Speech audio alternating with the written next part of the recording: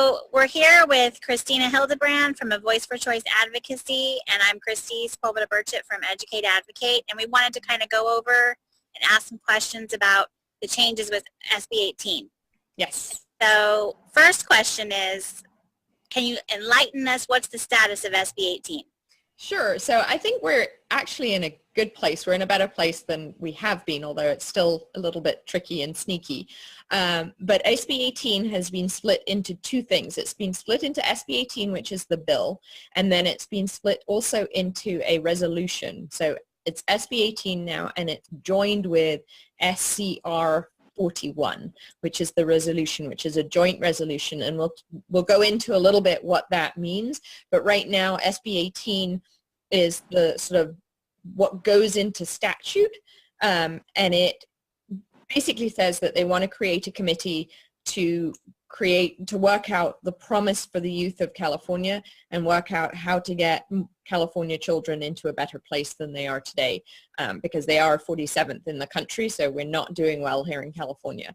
The resolution piece of it is when we were given amendments beginning of March that had this huge Children's Bill of Rights, 7 pages worth, and they had expanded on the 7 points that were in the original SB 18, and they had expanded each of those points by about 10 that had gone into all the different things that children have a right to access.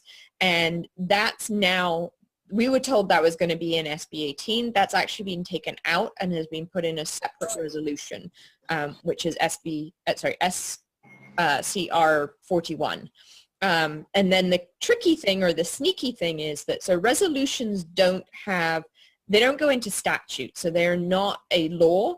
They're not something that that legislature or anyone in the state of California has to abide by. It just is an intent. Usually resolutions are things like, we want to have Cancer Awareness Day, or yoga day, or things like that. So they're very benign, and it just means that we want to put some intention in place. The sneaky thing here is that SB 18, the law that goes into statute, actually references the resolution, which never usually happens. I don't know of another bill that actually puts that into statute. And so the sneaky bit is it actually puts the resolution into statute, which makes it as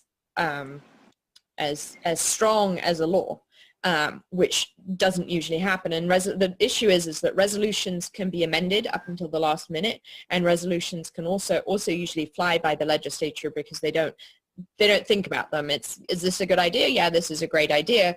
And they vote on them, they pass them. But if this one is passed, it means that it actually becomes part of statute. Right. And, there has been legislators that have put out there on social media that don't really worry about SB 18. It's just a study bill. And so what's your comments on that? So, in a sense, yes, they're correct. It is just a study bill, but it does a lot more, and it also sets precedents, and that's the piece. Just as much as we have an issue with the specific wording of the Children's Bill of Rights, it sets precedents that if the legislature does this, it means that the legislature can do this in the future in making resolutions part of statute, and it's this sneaky way of coming into it. And so we really just have an issue. The other piece of SB 18 that's very interesting is that all of the preamble, so at the beginning of any bill, you have it says a whole bunch of whereas statements, whereas this happens, whereas that happens, and it's statements that are supposed to be the truth and what the bill is based on. Well, 6 out of the 7 statements refer to tax code. They don't refer to the status of our children in California and how poorly they're doing and the reason for the bill being brought forward. They have to do with tax code, which again, you just have to question, what is the purpose of this bill? Is this bill really some kind of tax reform? And anyone voting yes on it, although that's a preamble, if you're voting yes on SB 18, you're agreeing with that preamble. So you're agreeing that Prop 13 needs to be changed. You're agreeing that our tax code is antiquated.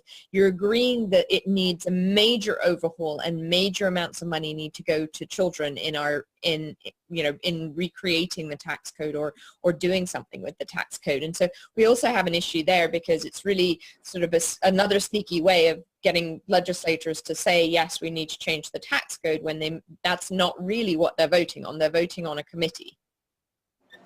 And as far as the most, I guess, egregious things that are in either SB 18 or STR 41, what would be like your top 3 of each? So SCR 41, the resolution, absolutely has way more egregious things in it than the bill at this point. It gives the children right to access a whole bunch of things. Basically, it takes away parental rights. It also takes away things like state rights. And like it leaves the door open for children to really sue the parents, sue the government, sue all these different entities if they're not getting what they have the right to access. It also gives the government the opportunity to sue parents or to take kids away from parents if they're not providing those things. So it has a lot more egregious things in it. I mean, I actually would love to throw this back at you because you have some of the great things that are specific to special needs children. I mean, there's from a regular child, things like from a regular child-parent relationship. One of the examples that I always give for the resolution for the Bill of Rights is it has a statement that says children have the right to access non-structured play. So basically children have the right to play. We all agree children have the right to play, don't get me wrong. But basically what this is saying is if I have a 14-year-old kid that hasn't done their homework and has a messy room, if I tell that kid, you're not coming out of your room until you've done your homework, until your room's clean, which, is a fair thing for a parent to do. The child can say, you know what, I have the right to access play. I am going downstairs. I'm going to go play basketball with my friends. And the parent says, no, you're not. You're going to go up to your room. You're not doing that. And the child can say, fine, I'm going to sue you, or I'm going to call CPS and they can take me away from you.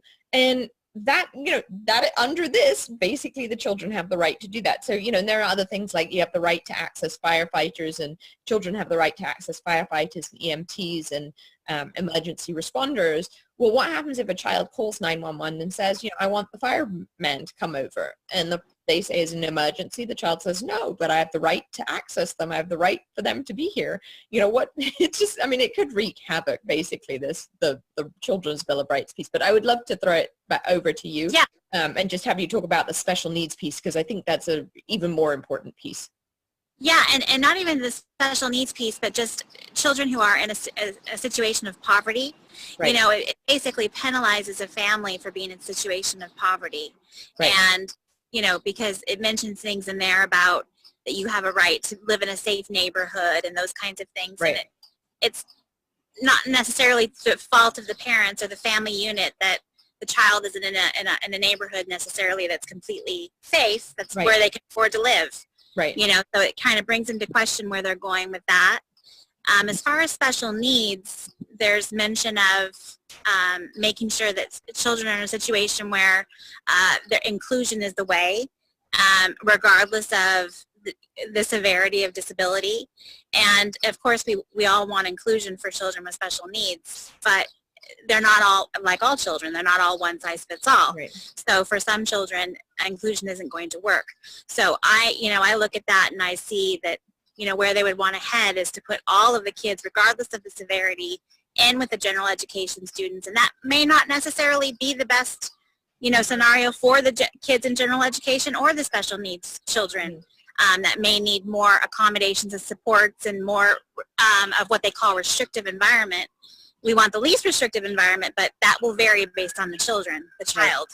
And then, it mentions in there about making sure that if a doctor recommends a certain, medication or whatever for the condition of that child, that you're abiding by that. And it doesn't take into account the cultural situation of a family. There's many cultures that utilize alternative medicine.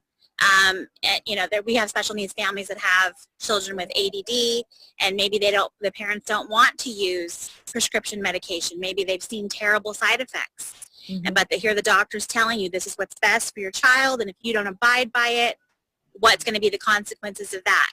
Those are just a couple of examples that would really, we see negatively impact special needs families and then families in poverty situations. Yeah, I agree with you. The poverty piece of it is the piece that really gets me as well, because there are other pieces in there that, you know, that say that the family, the parents have a right to a fair wage. Well, you know, California has a minimum wage, but, you know, and also a child has the right to, I don't remember the exact wording, but it basically, you know, implied that parents should be home, parents should have a work-life balance. Well, no, there are parents that are working 3-4 jobs just to make ends meet, and it's not their fault that, you know, they're not home with their children during the maximum number of waking hours. I mean, they're doing it because they need to do that in order to put food on the table.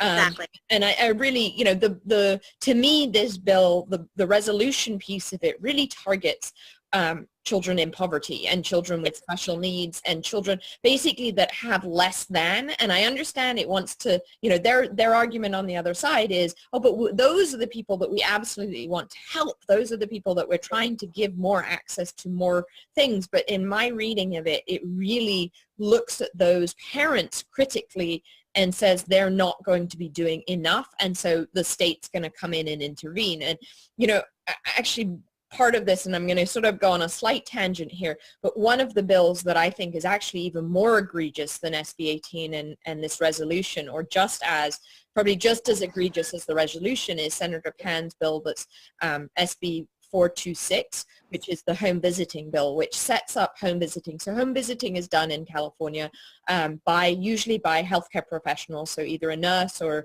you know, a therapist, or, you know, basically somebody who's a professional. But his home visiting bill basically sets up that the AmeriCorps, so basically your community members who have signed up, can go into your home, and it's truly, I mean, if you read the bill, it's for surveillance purposes. It's not to help these parents out. It's under the guise of helping the parents out. But realistically, when you look at all the data they have to collect, it's all about data collection and not about helping the parent. And the parent doesn't know that necessarily. But, you know, having these community members, people in your community who, you know, come into your house and basically do surveillance. And it's basically, I mean, we're getting to Big Brother. And that, to me, you know, it fits in with this SCR, this resolution, SCR 41, because it fits into, you know, you're going to have people in your home looking at whether you're doing these things. And if you're not a good enough parent by their means or by their, you know, level, are your kids going to be taken away? I mean, there are kids living in cars, homeless, not because the parents want to be in cars, not because the parents want to be in shelters, but because that's all that they can do. And, you know, California is not a cheap place to live anywhere in California. And so, you know, it's not surprising that 25% of our population lives in poverty. And so, you know, when you look at that in combination with these bills, to me, it's just, you have to go to the Orwellian side of things and just wonder what the government is trying to do and whether they're trying to take, you know, those kids away from parents. It's just, you know, and I fear that parents aren't going to be as giving, you know, they're not going to go to the doctor as much, because if they don't agree with the doctor, they're not going to go to the doctor as much, because it's kind of like the immigrant piece here in California. I see it very closely to that.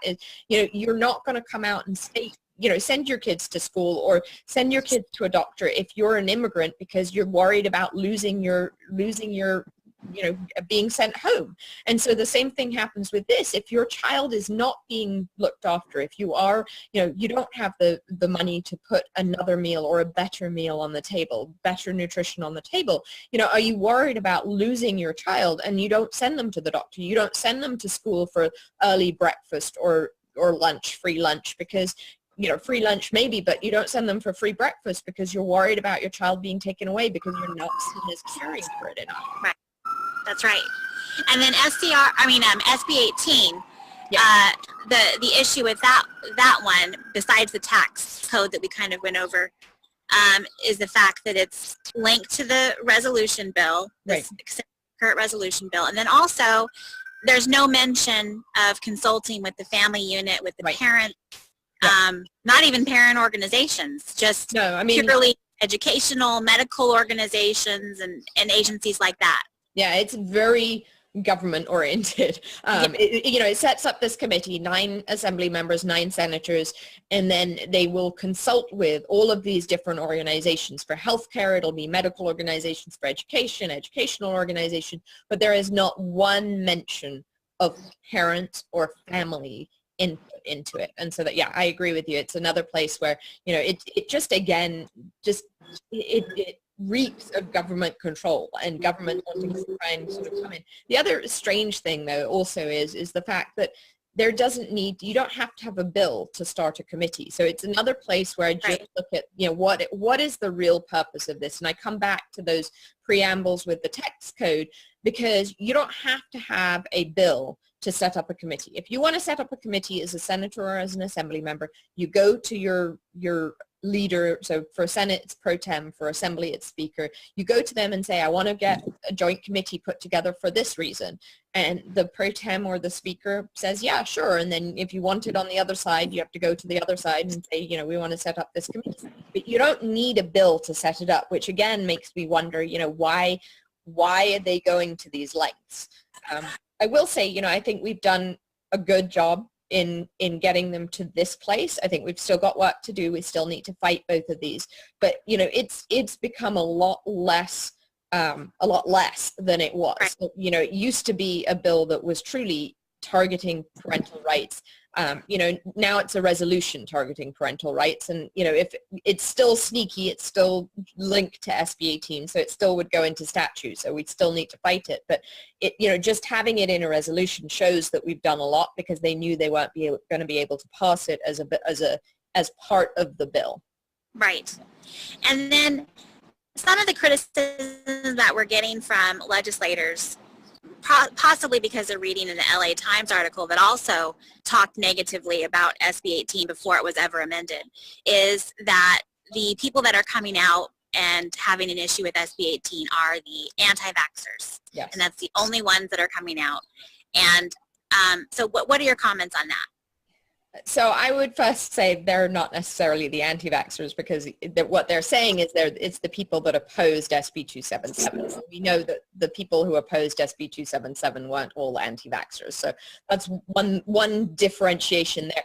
But it's not. I mean, the amazing thing about this bill, about SB 18, is we have seen support from so many different areas. From basically anybody who's a parent will be threatened by this. So we've seen support from a lot of different cultural groups. We've seen support from, everything from gun, responsible gun owners, to the LGBTQ community, to special needs communities, alternative healthcare, homeschooling, basically anybody. And I will say every parent falls into this. Anybody who does something slightly differently for one or all of their kids. So I know my kids are very different personalities. And so even with the two of them, I would say I raise them differently just because they're different personalities. What I do for one of them doesn't equate over to the other one necessarily. And so, anybody who does anything differently, if you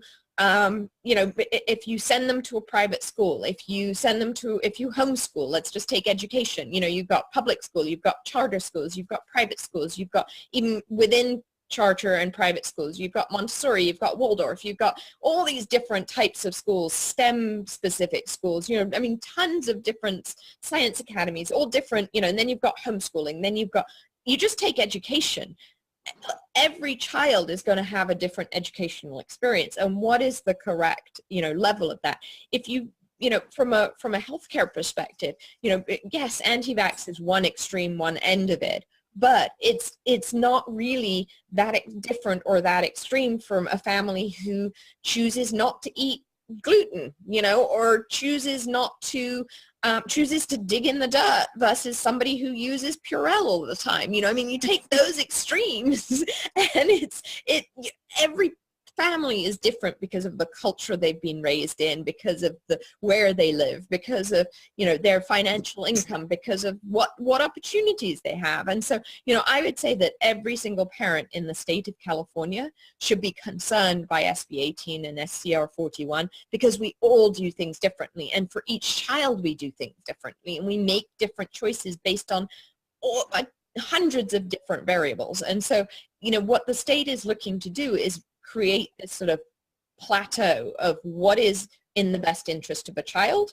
and that is standard. And if you go outside that standard, the question becomes, what does that do? What happens if I don't conform to every standard that the government puts out? I don't know. Does your child get taken away? I mean, does your, they're saying, well, it's just, we want to give kids access to that. It's going to become not just access to it. It's going to become, this is the state standard. Well, what if I don't comply? What if I fall into everything except for one thing that I just disagree with completely, be it religious, be it educational, be it, whatever it is. If there's one thing that I don't comply with or I don't agree with, what happens to me? What happens to my child? So. Right. So we have a lot of things coming up this week. What would be the call to action for especially the 3 bills we just discussed today? Right. So I think the key piece is that SB 18 and SCR 41, those 2 may go to the Rules Committee this week. We'll know on Tuesday whether they are. If they do, we want both of them. So resolutions are rarely assigned to committee because they usually don't do anything. As I said, they're usually, Cancer Awareness Day or something like that. So they're rarely sent to a committee, but we are asking if it comes through to be assigned to a committee because it's really, just so gargantuan and so makes such a difference. SB 18 hasn't been assigned to rules either. So those 2 are just to be on the watch. And I would say, look at A Voice for Choice's Facebook page, Educate Advocates Facebook page. We'll also be sending emails out on SB 426. That's going to committee on Wednesday, and I would say Tuesday. The Human Services Committee on Tuesday. And I would say if you can call your senator, an assembly member, but specifically those ones that are on the committee, on the Human Services Committee, and you can find that information on Voice for Choice Advocacy. You can also find it on Educate Advocate. But Senator Wiener is the chair of that committee, and definitely at least put a call into his office saying that you wish him to oppose that home visiting bill, because I would say it is, if not as egregious as SB 18, possibly even more egregious than that now that SB 18's been split into 2 things. Yes. Well, thank you, Christina. Thank you. Appreciate it. Yes, appreciate it too. Okay, I'll talk to you later. Talk to you later too. Bye.